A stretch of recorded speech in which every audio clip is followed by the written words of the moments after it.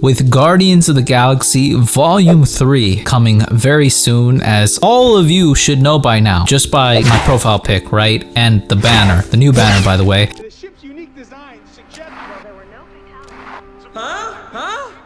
Oh, come on! You gotta admit this is cool! But that's neither here nor there. Guardians is pretty much my favorite MCU franchise, any franchise, really. It's just been so special to me since I went to go see it back in 2014 on a very sleepy Saturday morning. One of the few times I was able to go see the movies. I'd have to wake my mom up and say, "Mom, let's watch a movie. Please take me because I don't have a car or money." But basically, we went to go see Guardians of the Galaxy, and it was between Guardians and the prequel to Black Adam, and luckily I had precognition and I chose correct. I already got my chance to talk about why I love Star-Lord so much on this channel, but never to talk about why I love this movie as a whole as much as I do. I was like 17 again when I first saw this movie, and I had always loved movies and watched plenty of them, but none quite like this one, the impression that it, left on me. So I figured, on the road to one last ride on the 4th, when I'm gonna go see the movie, let's get into Guardians Volume 1. So the plot of this movie is essentially a bunch of shitheads and their selfish interests lead them to get intertwined with one another. They reluctantly team up for the mutual benefit of escaping prison, the Kiln, and splitting 4 billion units after transporting and selling an ancient relic, the Orb or the Power Stone, to the Collector. While this is happening, the Kree zealot Ronan the Accuser is on their tail and eventually comes in possession of that sweet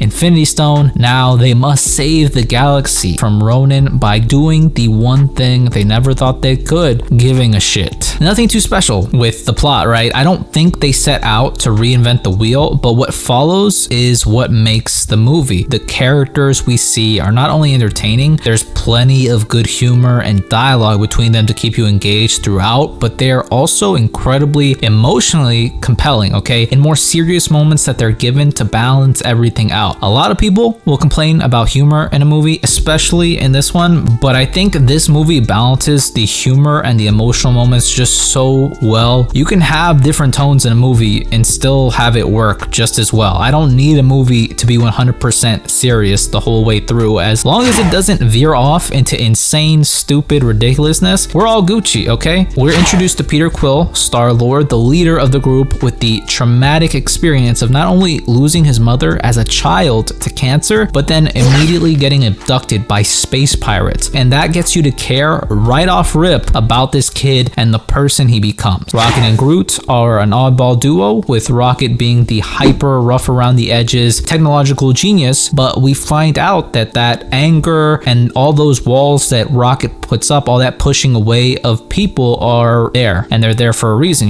He was taken apart, put back together against his will. This once innocent creature was made to be something so unnatural against, again, his will, making him believe that he was a monster. He might act tough, and he is tough, but he's also extremely sensitive and yearns for the friends he has met and that have taken all the pushback he can give and remain. Gamora, the daughter of Thanos, the deadliest woman in the galaxy, a living weapon, not by her own design though, okay? After years of being under Thanos' thumb, after Thanos came to her homeworld, slaughtered her parents in front of her, and made her a killing machine with her sister Nebula, she was tired of that, and she can no longer stand for bloodshed once Thanos promises to destroy a world for Ronan, which he kinda ultimately does. In the end, plans to get this orb that Peter currently has, to sell it so she can finally leave Thanos for good. Drax the Destroyer, although a huge departure from his comic counterpart, he is a bit of an oaf. He gets a lot of grief for that. Personally, I find Drax to be hilarious, but besides all that, he is a man on a mission to avenge the loss of his family at the hands of Ronan, even at the detriment of himself, okay? All that rage was just so he doesn't have to feel that loss of his daughter and his wife. And Groot, well, Groot can only say I am Groot, which,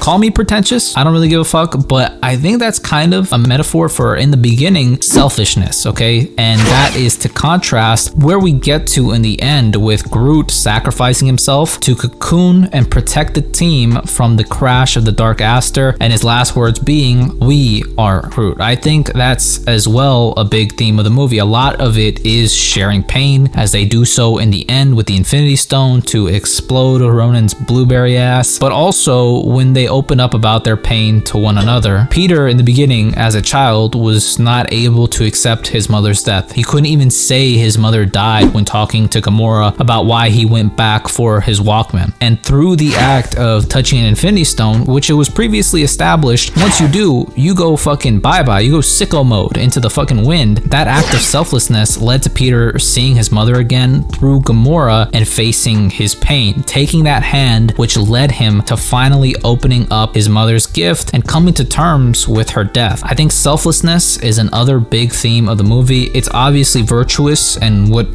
being a hero is all about, risking it all against insurmountable odds with the only certainty being that you did something to help someone else. These people are all kind of bad, they're murderers, thieves, and losers, but I think another theme that Gunn tends to explore in his movies is that even people who have done bad are seen as bad and that might feel that they are irredeemable or only capable of bad still have something to offer and can do tremendous good. I think we all know people like this and we can all feel like this at times, but it's important to remember you don't have to be perfect to do good. I think all this humor and heart really is the core of what makes the movie so special. That plus on top of that already strong foundation is just an amazing score and soundtrack. I mean, Guardians at this point is synonymous with having great tracks, from the first Come and Get Your Love for that title to Ain't No Mountain High Enough for that beautiful ending. But the scores are always so epic and triumphant, especially when Peter saves Gamora here, one of my other favorite moments. Talk about the visuals. Also, guys, these movies are some of the most stunning when it comes to CGI and cinematography. Movies are a predominantly visual medium, so having something good to look at is essential, and Guardians hits the mark along with some pretty decent action sequences, hand-to-hand and air combat. I think we've all been selfish. I think we've all pushed someone away at some point for fear of them not really liking us and rejecting us because maybe we don't like us sometimes either. I think we've all tried to run away from our problems, to mask them or bury them deep within. So the Guardians for me is the power in accepting that you are in pain and then confronting it. It's exciting, it's emotional, it's everything you could want in a movie wrapped into one beautiful thing, which is why my rating for Guardians of the Galaxy Volume 1 is a solid 9.3 out of 10. I care about a talking raccoon and am currently mentally preparing to cry in public, possibly uncontrollably, on May 4th when I go and see Volume 3. But that's pretty much it, guys. I absolutely adore this movie. James Gunn, Nicole Perlman, thank you so much for writing a beautiful movie and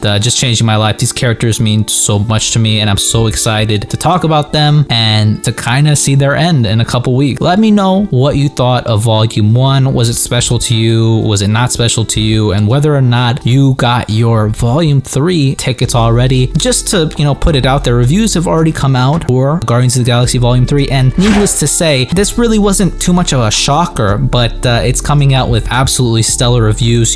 When the movie first came out, it surprised a lot of people, but it was dismissed as, it's Marvel, the critics are biased towards Marvel. Volume 2, the exact same thing. And then now in the age where people are, not so fond of Marvel, Marvel's been putting out not the best stuff consistently, we're getting this. That's pretty much it. If you liked the video, leave me a thumbs up, comment down below, and if you want, subscribe. I always appreciate it. Thank you guys so much for watching. I hope all of you guys are well, and I will see you in the next one.